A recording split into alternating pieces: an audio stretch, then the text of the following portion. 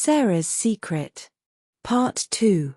Months passed, and Sarah continued to use her ability to help people in the town.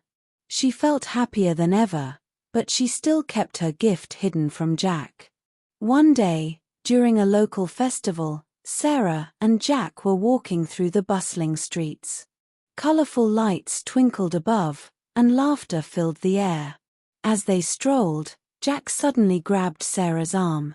"Look at that," he pointed at a man standing on a stage, performing tricks. "He's amazing. I wish I could be brave like him."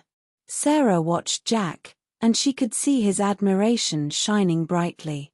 But there was still a hint of gray in his emotions. "You can be brave, Jack," she said, her heart swelling with encouragement. "But what if I fail?" He replied, a worried look on his face. "Everyone fails sometimes, but it's those who try again that become great," she reassured him.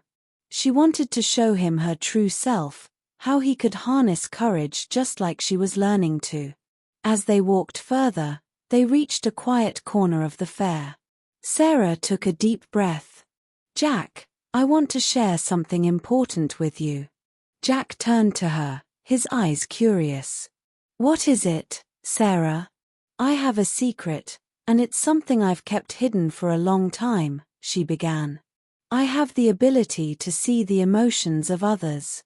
I can see colors around you that show how you feel." Jack stared at her in surprise. He looked around as if expecting someone to jump out and say it was a joke.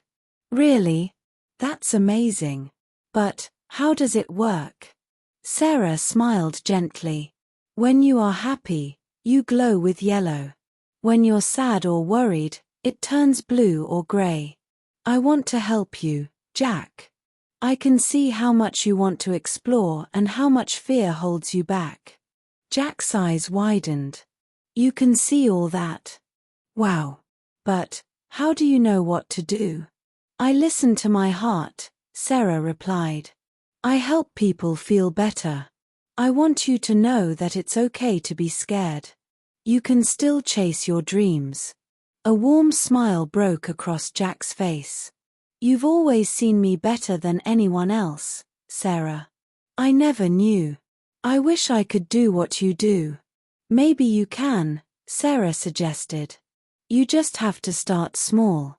Let's explore this town together first and see what we can discover."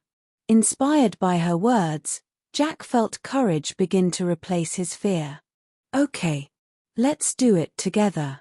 From that day on, Sarah and Jack explored the town side by side. They attended festivals, went on hikes, and even read stories to kids in the park. With Sarah's support, Jack began to build his confidence. Slowly, the gray clouds around him faded away, and vibrant colors began to shine through.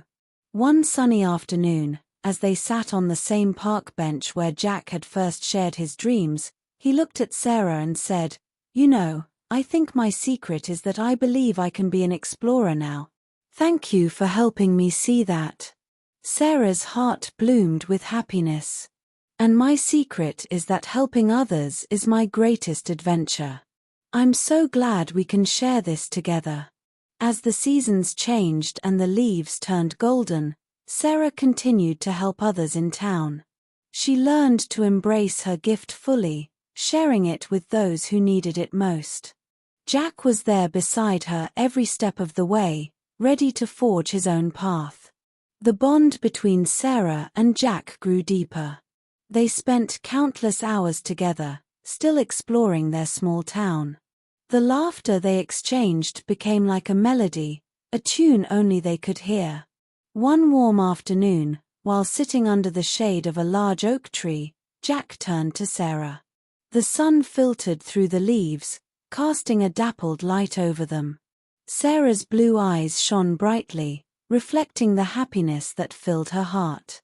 Jack felt a flutter in his chest as he watched her. He had always admired her strength and kindness, but lately, he began to notice something more profound. "Sarah," he said hesitantly, "I've been thinking a lot about us.